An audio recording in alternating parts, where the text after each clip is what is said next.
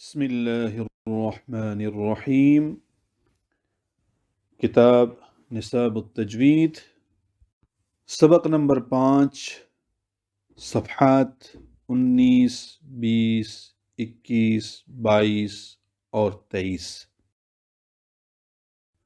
مخارج کا بیان۔ مخارج مخرج کی جمع ہے۔ مخارج دو طرح کے ہوتے ہیں، ایک مخرج محقق جسے مقطع بھی کہتے ہیں، اور مخرج مقدر، اس کی تفصیل آگے آئے گی۔ مخرج یعنی کی جمع مخارج، لغوی معنی اس کے ہیں خارج ہونے کی جگہ، یعنی حروف کے نکلنے کی جگہ۔ اصطلاحی معنی خیشوم کے وہ حصے جہاں سے حروف ادا ہوتے ہیں، جیسے زبان، ہونٹ، حلق، جوف، خیشوم وغیرہ۔ کل حروف 29 ہیں اور کل مخارج 17 ہیں۔ مخارج کی ادائیگی میں دانتوں اور تالو کا بھی اہم کردار ہے، لہٰذا پہلے دانتوں کی تفصیل ذکر کی جاتی ہے۔ عموماً انسان کے منہ میں 32 دانت ہوتے ہیں اور یہی مشہور ہے، مگر قراء حضرات کے نزدیک کل دانتوں کو 2 حصوں میں تقسیم کیا گیا ہے، یعنی دانت اور داڑیں، جن میں 12 دانت اور 20 داڑیں ہیں۔ انسان کے منہ میں جو 32 دانت ہیں، 16 اوپر کے جبڑے میں اور 16 نیچے کے جبڑے میں ہوتے ہیں۔ سامنے کے اوپر والے 2 دانتوں کو ثنایا علیہ اور سامنے کے نیچے والے 2 دانتوں کو ثنایا سفلی کہتے ہیں۔ دانتوں کی 6 اقسام ہیں۔ نمبر 1 ثنایا، نمبر 2 رباعیات، نمبر 3 انیاب، نمبر 4 ضواحک، نمبر 5 طواحن، نمبر 6 نواجذ۔ دانتوں کی الگ الگ تقسیم سے پہلے چند اشعار سماعت کر لیں، اس سے دانتوں کے ناموں کو یاد کرنا آسان ہو جاتا ہے تعداد دانتوں کی کل 30 اور 2، ثنایا ہیں 4 اور رباعی ہیں 2 ہیں انیاب 4 اور باقی رہے 20، کہ کہتے ہیں قراء اضراس انہی کو، ضواحک ہیں 4 اور طواحن ہیں 12، نواجذ بھی ہیں ان کے بازو میں 2 دانتوں کی تعداد اور ان کے نام عربی میں بھی اشعار کی صورت میں موجود ہیں۔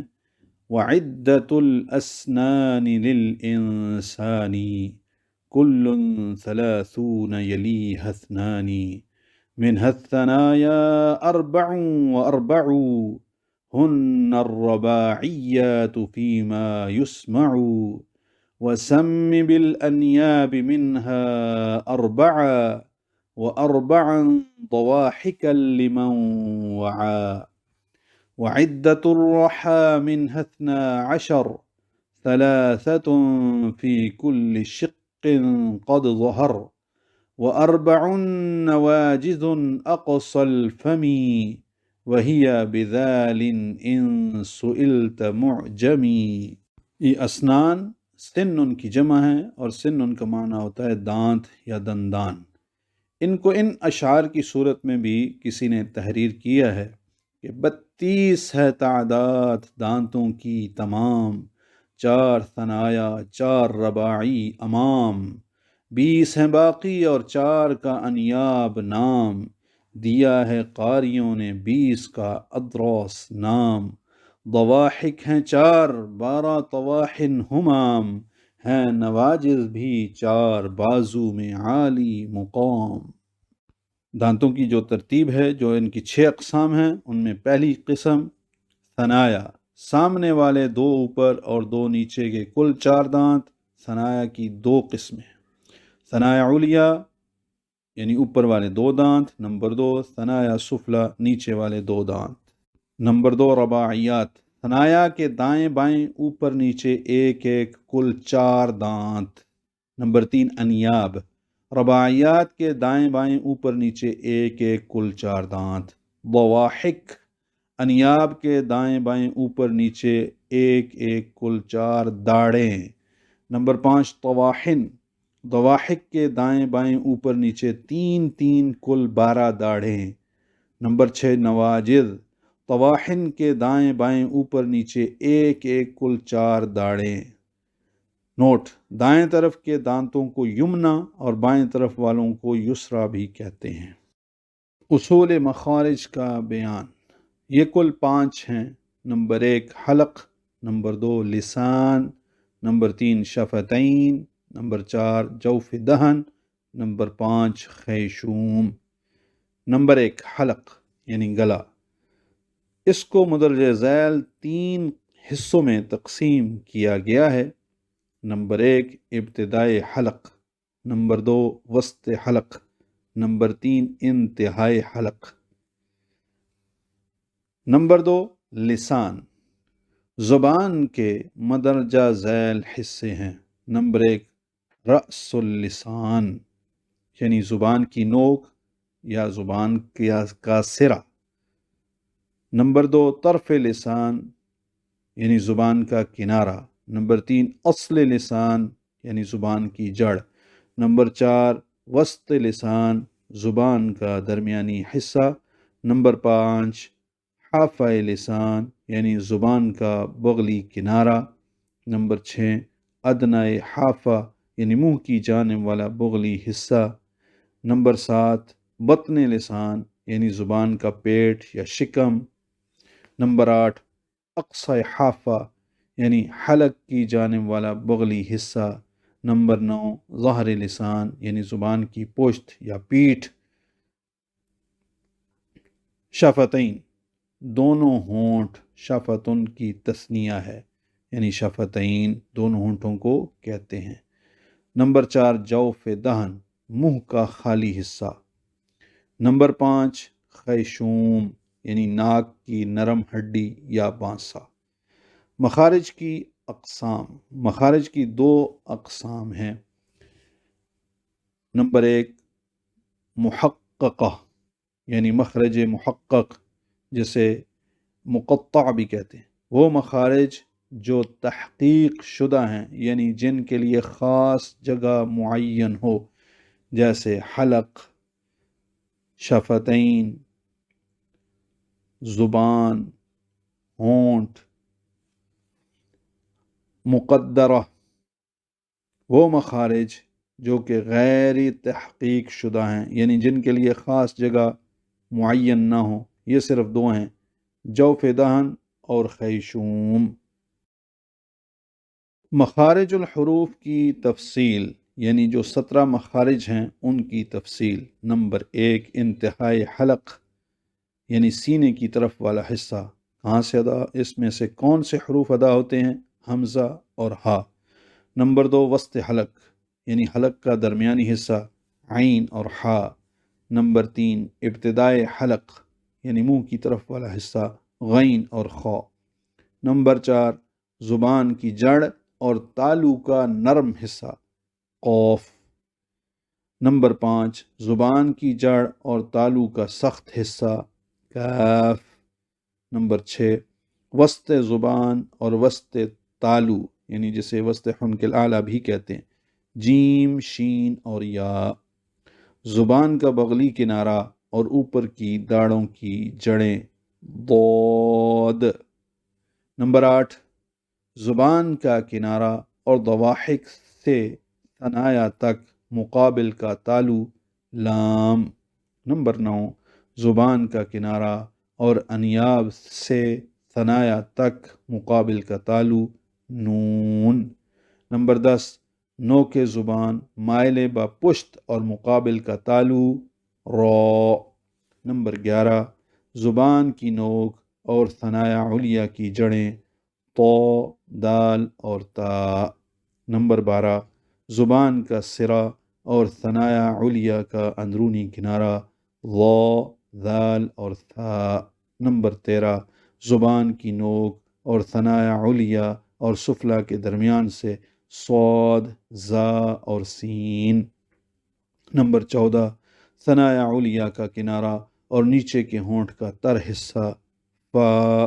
نمبر 15، دونوں ہونٹوں سے با، میم اور واؤ، دونوں ہونٹوں کے تر حصے سے با، دونوں ہونٹوں کے خشک حصے سے میم، دونوں ہونٹوں کو گول کر کے نا تمام ملانے سے واو، جوف دہن یعنی منہ کا خالی حصہ حروف مدہ الف، واو اور یا، اس میں جوف دہن ہونٹوں کے اندر کے خالی حصے سے واو ادا ہوتی ہے، منہ کے اندر کے خالی حصے سے یا ادا ہوتی ہے اور حلق کے خالی حصے سے الف ادا ہوتا ہے۔ خیشوم نمبر 17، ناک کا بانسا، اس میں غننے کی آواز نکلتی ہے۔ نوٹ: بعض نے سینے کی طرف والے حصے کو ابتدائے حلق کہا ہے کیونکہ پھیپھڑوں سے اٹھنے والی ہوا سے آواز بنتی ہے، اس لیے منہ کی طرف والے حصے کو انتہائے حلق کہا ہے۔ تعداد مخارج میں اختلاف ائمہ۔ مخارج میں 3 مذہب ہیں۔ حضرت خلیل نحوی رحمۃ اللہ علیہ اور اکثر قراء کے نزدیک 17 مخارج ہیں۔ امام فرا یحییٰ کے نزدیک 14، امام سیبویہ اور شاطبی کے نزدیک 16 مخارج ہیں۔ فرا، ابن درید اور ابن کیسان کے نزدیک 14 مخارج۔ نوٹ: سیبویہ، شاطبی نے خلیل نحوی سے اختلاف کرتے ہوئے جوف کو کسی بھی حرف کا مخرج شمار نہیں کیا، اس لیے ان کے نزدیک کل مخارج 16 ہیں۔ اسی طرح امام فرا، ابن کیسان اور ابن درید وغیرہ نے امام سیبویہ اور شاطبی کی اتباع کرتے ہوئے جوف کو کسی حرف کا مخرج نہیں مانا، لیکن انہوں نے مزید اختلاف کرتے ہوئے لام، نون اور را کا بھی ایک ہی مخرج شمار کیا ہے، اس لیے ان کے نزدیک 14 مخارج ہیں۔ مخارج کا اختلاف اعتباری ہے، حقیقی نہیں۔ اکثر قراء اور نحویین اور علامہ جزری لام، نون، را میں قرب مخرج کے اعتبار نہ کرنے کے سبب ہر ایک کا مخرج الگ الگ بیان کرتے ہیں۔ نیز ضعف اور قوت اعتماد صوت کا لحاظ کر کے حرف علت جب مدہ ہوں تو ان کا مخرج جوف کہتے ہیں، اس لیے ان کے ہاں مخارج کی تعداد 17 ہے، جبکہ امام سیبویہ اور علامہ شاطبی کے نزدیک جوف مستقل مخرج نہیں، اس لیے کہ حرف الف ہوائیہ ہے، نیز اس کی ادائیگی میں کسی جزء معین پر اعتماد نہیں ہوتا، اسی وجہ سے اس کو مبتدائے مخارج یعنی اقصی حلق میں حمزہ کے ساتھ شامل کرتے ہیں، اور یائے مدہ اور واو مدہ میں زبان اور ہونٹوں پر نہایت ضعیف اعتماد کے سبب مدہ اور غیر مدہ کا ایک ہی مخرج قرار دیتے ہیں، اور لام اور نون اور را میں قرب مخرج کا لحاظ نہ کرتے ہوئے ہر ایک کا مخرج الگ الگ مانتے ہیں، اس وجہ سے ان کے نزدیک مخارج 16 ہیں۔ جبکہ امام فرا یعنی یحییٰ بن زیاد، محمد بن مستنیر، قطرب اور ابو عمر صالح وغیرہ 14 مخارج کے قائل ہیں، اور اس کی وجوہ یہ بیان کرتے ہیں کہ جوف کو مستقل مخرج نہیں مانتے اور قرب کا اعتبار کر کے لام، نون، را کا مخرج ایک شمار کرتے ہیں۔ ایک سوال اس میں یہ پیدا ہوتا ہے کہ مخرج معلوم کرنے کا طریقہ کیا ہے؟ مخرج معلوم کرنے کا طریقہ یہ ہے کہ حرف کو ساکن کر کے اس کے شروع میں یعنی اول میں حمزہ متحرک لے آئیں اور صحیح طور پر اس کے مخرج سے ادا کریں۔ جس جگہ تصادم عضوین ہو اور آواز وہاں پہ ختم ہو رہی ہو وہی اس حرف کا مخرج ہوگا، مثلا اب، اح، اق، اط وغیرہ، یعنی اب، اح، اق، اط وغیرہ، جس حرف پر آواز ختم ہو رہی ہے وہی اس حرف کا مخرج ہوگا۔ سوالات، سبق نمبر 5۔ سوال نمبر 1، مخرج کا لغوی و اصطلاحی معنی بیان کریں، نیز کل مخارج کتنے ہیں؟ سوال نمبر 2، دانتوں کی اقسام بتائیں۔ سوال نمبر 3، اصول مخارج کتنے اور کون کون سے ہیں؟ سوال نمبر 4، مخارج محققہ و مخارج مقدرہ سے کیا مراد ہے؟ سوال نمبر 5، ح، قاف، لام، نون، فا اور غنہ کا مخرج بیان کریں۔ یعنی ان حروف کے مخارج بیان کریں۔ سوال نمبر 6، تعداد مخارج میں اختلاف ائمہ ذکر کریں۔ اور سوال نمبر 7 یہ بھی ایڈ فرما لیں کہ حروف کے مخارج معلوم کرنے کا طریقہ کیا ہے۔ والسلام علیکم ورحمۃ اللہ وبرکاتہ۔